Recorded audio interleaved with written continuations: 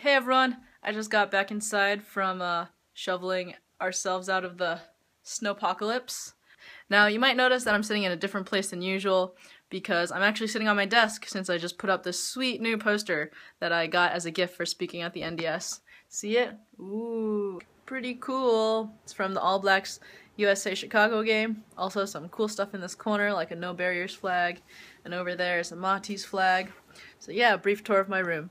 So before we get to the presentation, I want to mention 3 things that I forgot to mention during the talk. 1, I'm building an online academy, so a place where you can virtually experience the Maltese Referees Academy. A lot of the resources and tools that I talk about in the presentation can be found on that website, such as my classroom notes and IRB presentations, 100 video clips, and a lot of more stuff like that. Let me just say that again because I forgot to say it in my talk. I'm building an online referee academy, which is available on my website, and that's where a lot of these resources and tools are available. Second, one of my favorite things to do in South Africa while I was there was go to all-you-can-eat pizza night. So for $5, it was pretty much Brazilian barbecue, but pizza style. So non-stop crazy types of pizza until you couldn't eat anymore. And finally, on the last day that I refed in South Africa, I refed an under-19 I side. And when I say I mean A, B, C, D, E, F, G, H, I, like their 9th side. That's how much rugby that Paul Rose had. Just in one age bracket, they had 9 teams. So that just really illustrates how much rugby there was in South Africa. I love that fun anecdote. Alright, now I hope you enjoy the feature presentation. It's a little cringeworthy, but you know, I learned a lot from this presentation and I will definitely get better next time. So I hope you enjoy!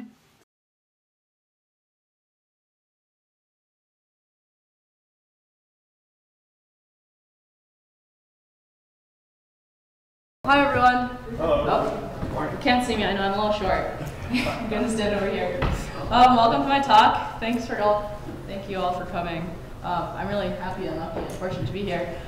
First, before I introduce myself a little further, I'm hoping some of you can speak up and tell me why you're in this space today. You know, why are you here in this room? If it's just to look at pictures of South Africa that are really pretty, that's great. If you want to learn more tools for development, that's cool too. Anyone? So, yeah, what's up? I helped develop a number of referees in different types of communities, and I was looking for tips on how to make them more involved in their own development. Nice. Great answer. Thanks. Yeah, how about you? This is the first year we're trying to develop referees for our own pool for the high school games in Michigan, and anything that is to go forward. Nice. That's awesome. Anyone else? Thank you for coming.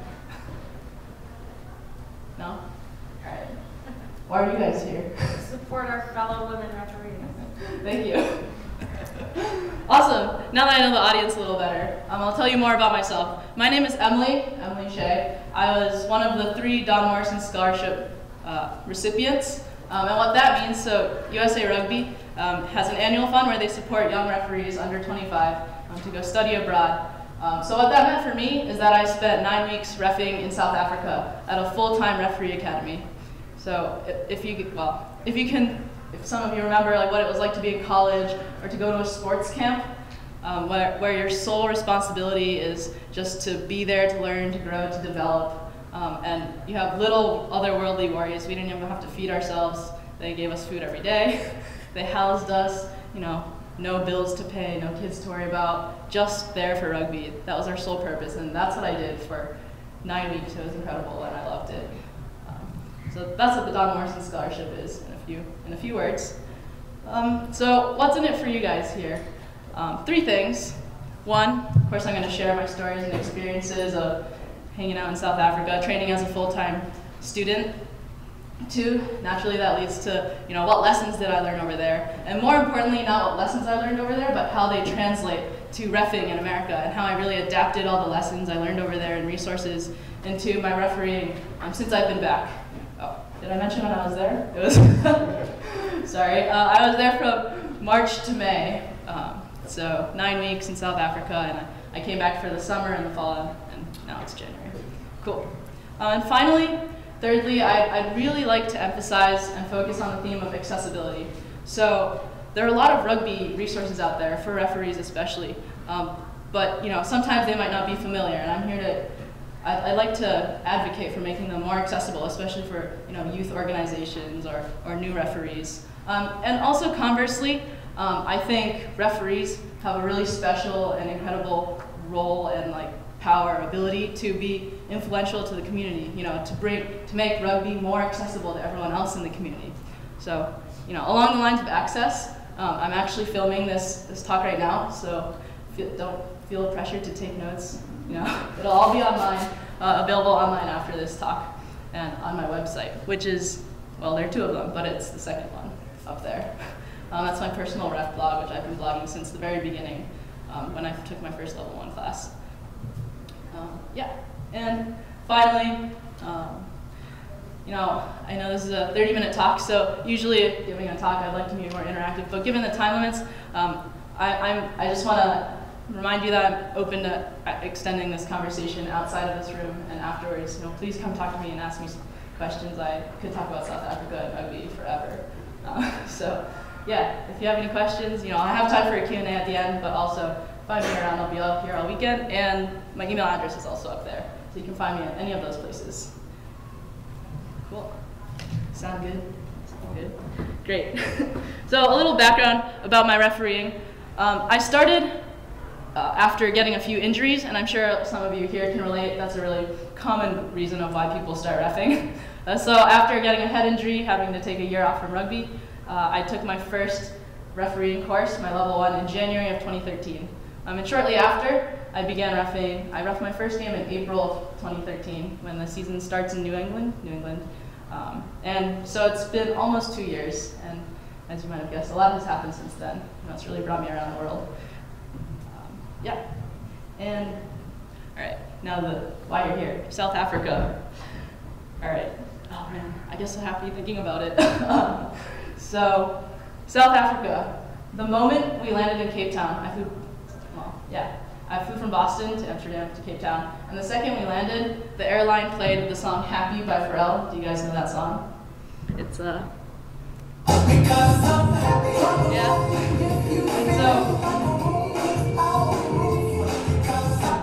so, that song. I think that song is perfect, and it really set the tone for the entire trip. I was just, I felt like that. I was happy. Yeah, and within landing, oh, whoops, my bad. Let's go back here. All right, so after landing, within 24 hours, I was on a rugby pitch and reffing. It was that fast. I think that just really, illustrates rugby in South Africa really well, and what this academy was. I told you it was kind of like a sports camp. So if you can imagine, every morning, we had a schedule. It started at 7 a.m. fitness, and we lived in a hostel that was about 20 to 25 minutes away by walking. So we'd wake up at 6 a.m. Every day. We woke up at 6, snoozed a few times. Our bodies were probably sore from all the rugby we'd have done the day before. But eventually we'd roll out of bed. It'd be a quiet morning. We were really groggy. We'd eat some breakfast, not too much, because we knew that morning fitness was the first thing we'd have to do, right? But once we got to the stadium, did the workout, got our exercise endorphins pumping. I'm sure you've all felt that. It's really awesome. We got to the stadium, and the first thing I did every single day, you might have seen a sneak preview. I didn't mean to go ahead a few slides, but every single day, I'd get to the office, which was in the stadium, and I'd leap up the stairs, and I'd just open my eyes to this view. It's just beautiful. I loved it. Who wouldn't want to wake up at 6 a.m. and see this, after a short walk? This is a view of the other side. And this was home. This was home for 9 weeks. It was amazing. Here's a view of the stadium from the other side. So the offices were behind those bleachers, and if you can see those little gaps, that's where I jumped up the stairs every day, and I looked out into that view. And I just had a moment to, appreciate the beauty, pause, think a little, be in the present, dream a little, and then come back to reality. But it was really a sight to behold. All right. So who's at the academy? There are 5 full-time academy students. You can see us on the picture on the left.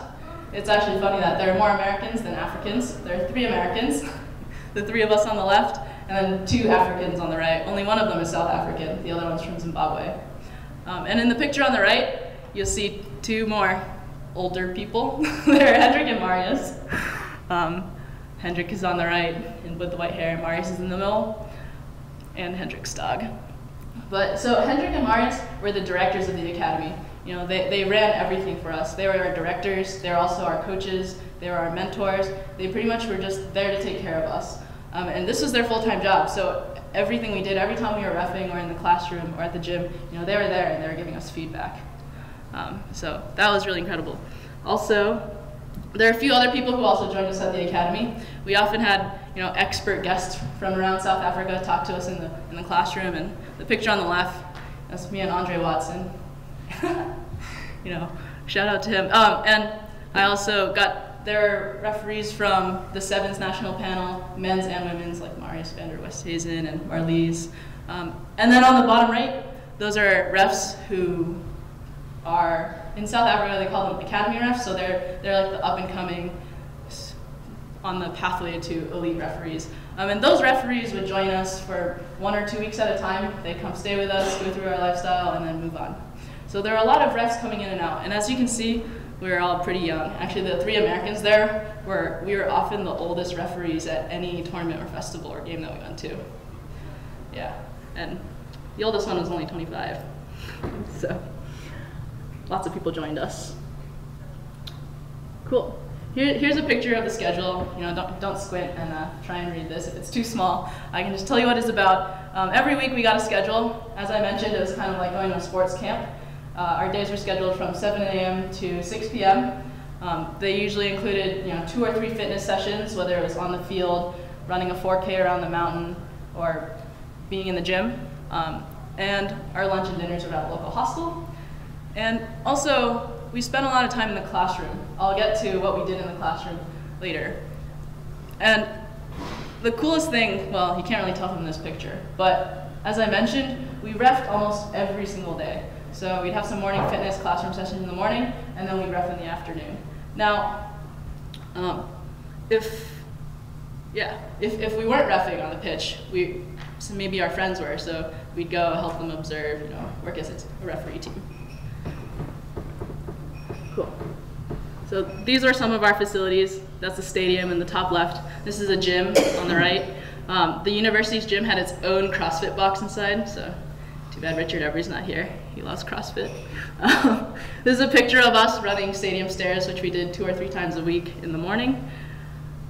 There's a picture of our classroom where we had discussions. Here we're specifically talking about advantage. And that's a really small picture of a mountain that we ran around pretty much every morning. It's a 4K. Before we get too far, so this is the Vision Lab. And now this is one of the most innovative parts of the academy, I think. This is a place where we honed our hand-eye coordination, but also like our hand-eye-brain decision-making, reaction time. So if you think of whack-a-mole on a wall, that's kind of what I like to describe this exercise as. And I'm going to play it for you so you can see what's happening. The lights are lighting up, and this referee is trying to push them as fast as he can. In the video on the right, he's doing a similar thing. There are red dots to those circles lighting up, and he's trying to turn them off as fast as possible. He's really good at it.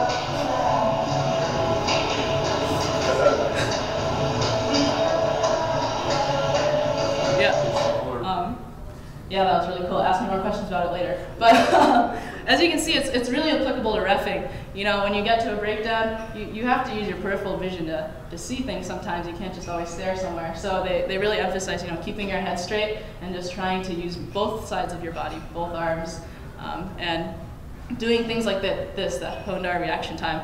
Also, sometimes we were like on one leg on a Bosu ball, so just putting us under physical pressure and stress to simulate, you know, reffing in a game.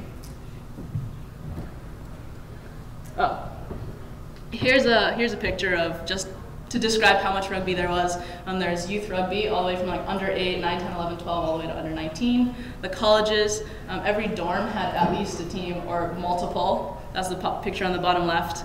And the picture on the right is a picture of Newlands. So of course you guys know there's professional rugby there. That's a picture of the Stormers or Western Province Stadium.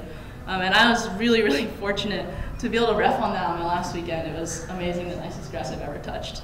And yeah, I got to ref, I think, the women's Springboks in one of their warm-up matches for the World Cup this summer. I didn't ref it, sorry, I was an AR.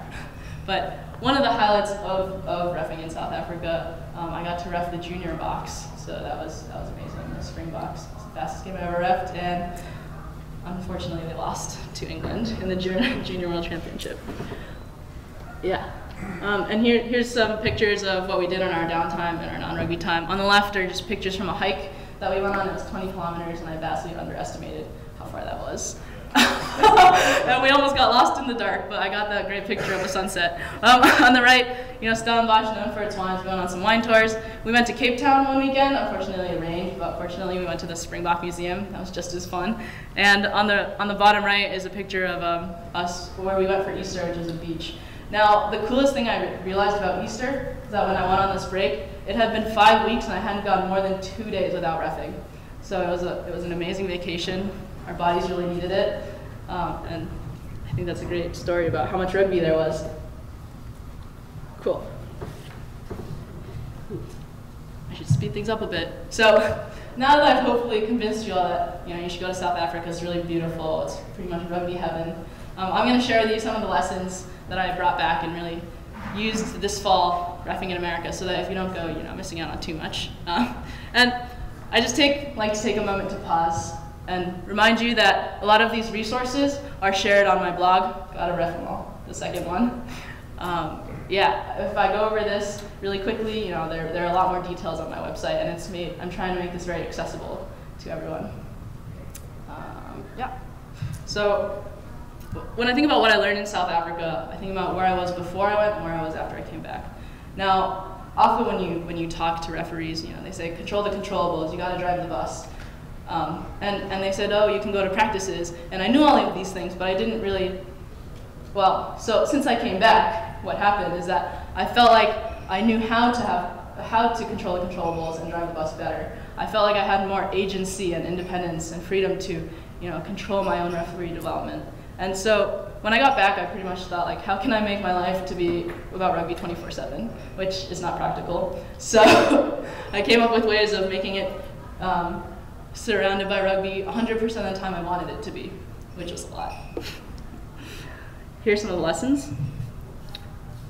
So one thing I think is absolutely a great resource for refs is to attend practices. Now, when I tell people I'm going to practice, a lot of times they're like, oh, are you playing? I'm like, no, definitely not playing. I'm there as a referee. And they say, well, what do you do as a ref at a practice? And that's something we did in South Africa many times a week. So when I say I'm on the pitch in the afternoon, we were reffing the university's practices.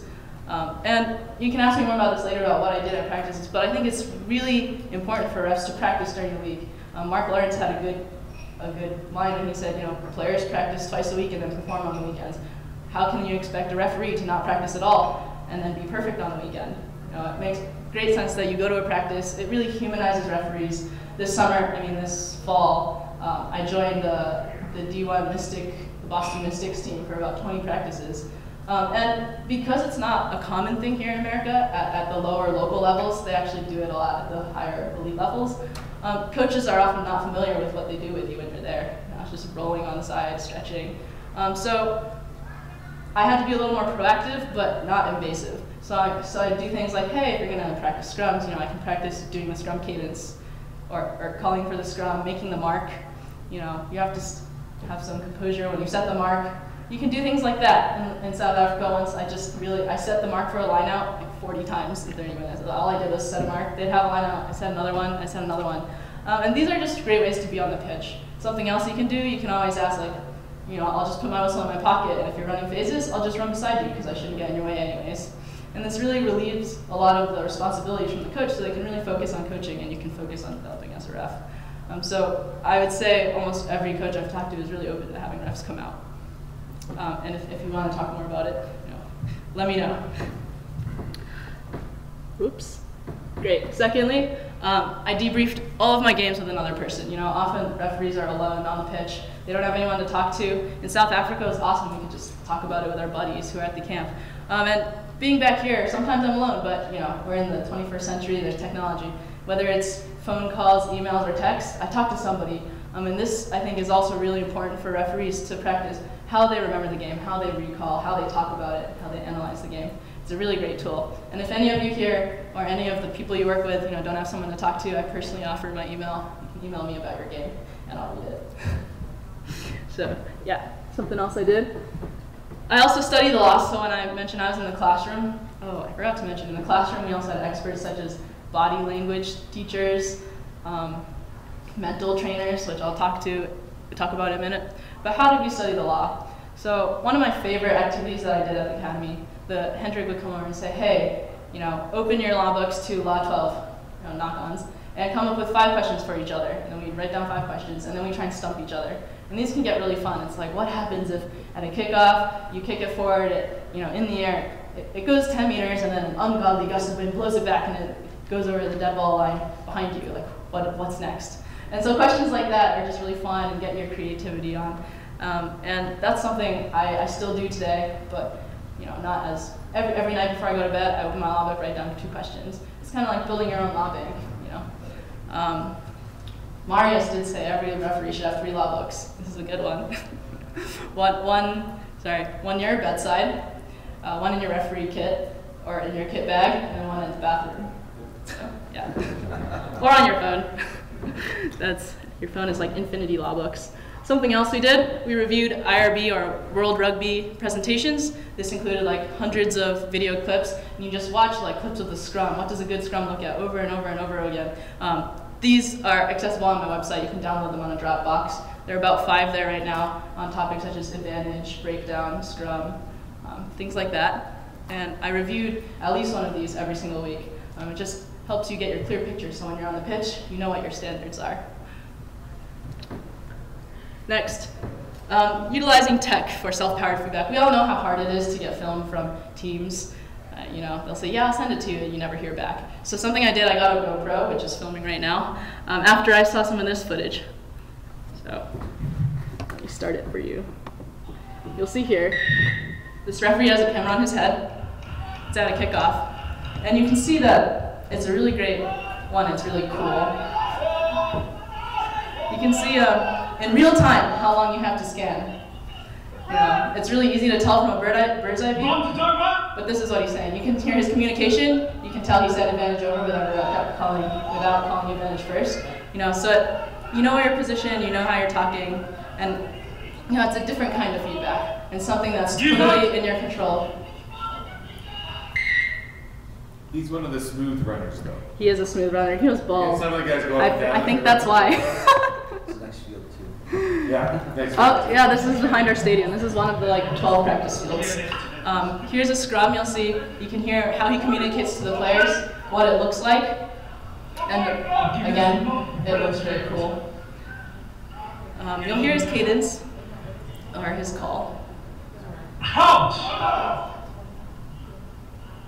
5, 6.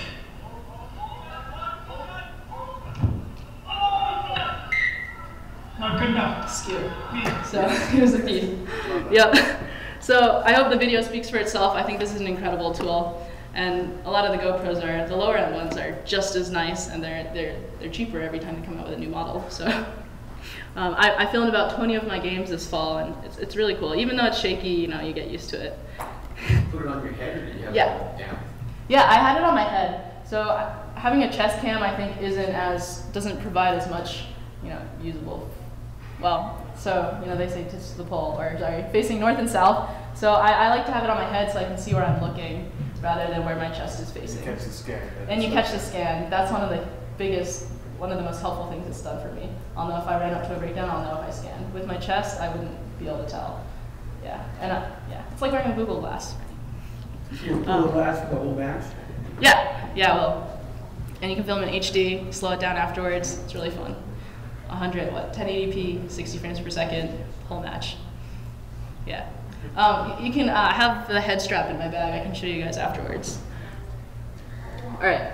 So I talked about how we had a mental coach come to talk to us a few times. So something I've done since I've gotten back, I've reviewed these notes a lot, just to remind me of the structure that goes around a lot of the mental aspects of reffing. These notes are also, I'm working on digitizing all of my notes. A lot of these are already on my website. They're on a Google Doc. You can all look at them.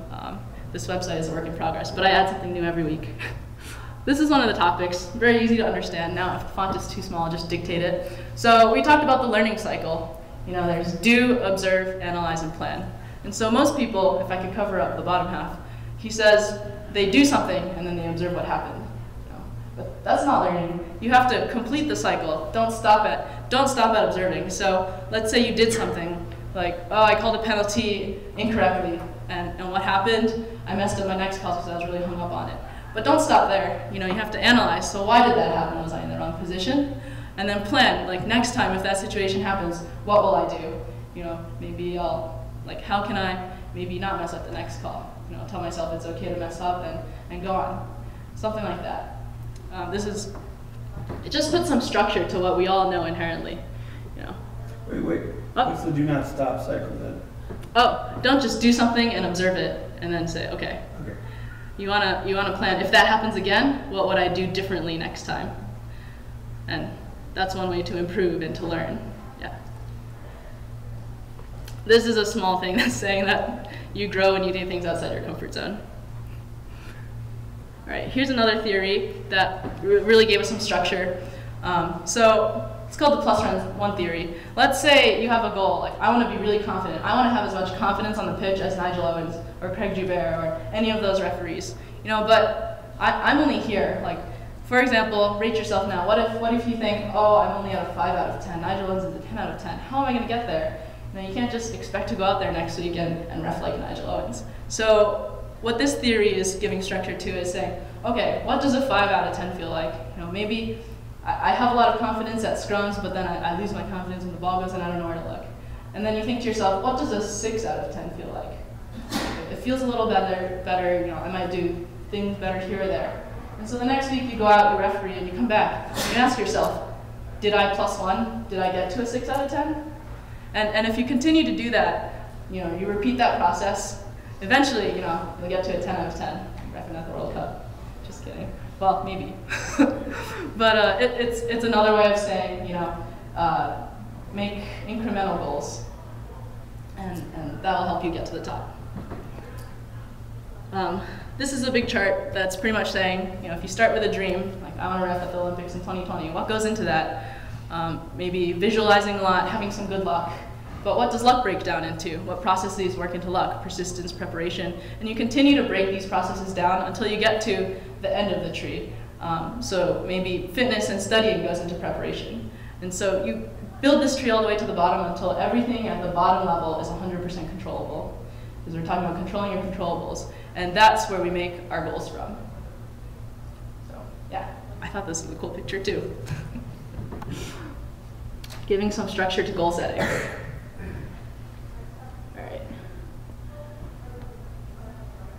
I talked about this, we were in the vision lab, but you know, I don't have a whack-a-mole on the wall in my room, although I'm trying to get our local gym to buy one. It's really good for hockey goalies as well, as you can imagine. So something I do is eye warm-ups. So the eyes are just another muscle in your, just like other muscles in your body, and so is your brain. You gotta work on them, you know, make them stronger. So every morning when we got to the vision lab, we would do a 5-minute eye warm-up, and it looks something like this. You can all hear me, right? So before games, I'll put my hands out like this and just look right, left 10 times. And this helps warm up your eyes. It gets your eyes ready to go to a breakdown and scan. If you can't move your head, you know, maybe you'll see something out there. And we look left, right, up and down, of course, you know, diagonal. We also did, I'll make a video of this to put on my website. Someone was like, you should make a video. So I will.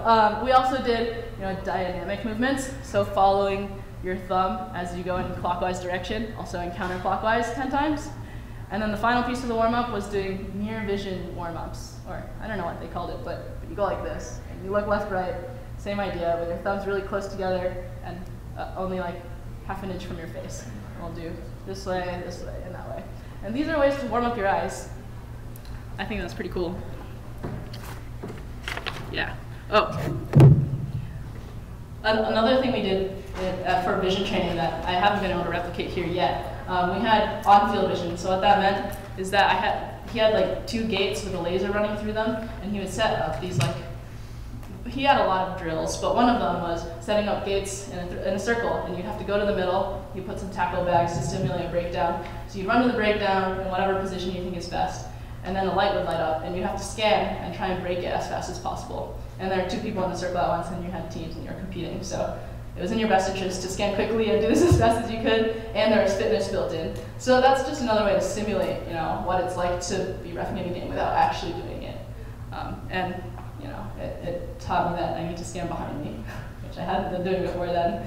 How do you see a gate back there? And you have to look. So, yeah,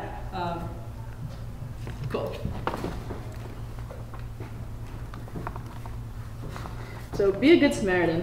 What I mean about this, I kind of touched on this earlier. I think often referees are really, alienated, not really alienated, but sometimes referees tend to stick together, which is great. I think reffing should be a team activity. You gotta work together. But I also think it's important to go out there and engage with your communities, right? So this fall, or since I've started, I've always approached coaches before and after the game. I mean, maybe you shouldn't do this all the time, but just talking to parents, talking to fans, making yourself available and welcoming. And if you get the message across, or if you express yourself that you're willing to learn, grow, develop, coaches will actually come to you and offer you feedback. I had business cards, I handed my contact info out to every ref in my first season, every coach, sorry. And now they just come to me and they offer me advice. I don't have to give out my business cards anymore.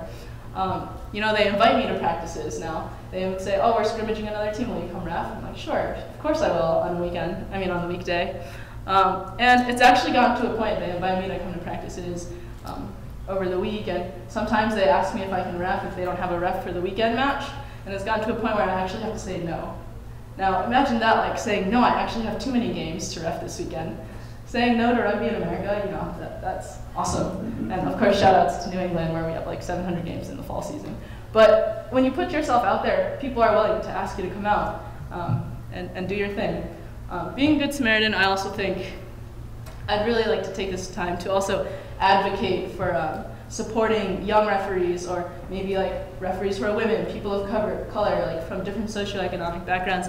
In order to connect with those communities that are different, we need a diverse kind of people also in the leadership roles. So when kids and communities see these people who are similar to them in those positions of power, they naturally see themselves in the sport. Sorry. I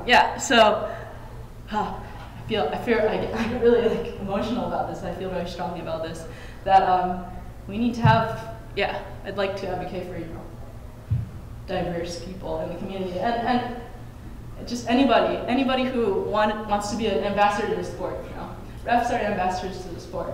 You don't have to actually be a person of color to be diverse. Just be yourself, go out there, and this will really help the community grow. Uh-oh, I'm running out of time.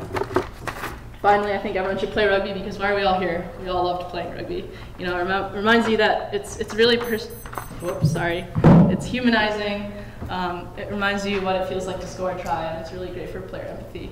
All right, real quick, so we talked about what I did in South Africa, the lessons I learned. Hopefully you learned some resources. You can find them on my website. And finally, I'd like to say thank you so much to the Don Morrison Scholarship.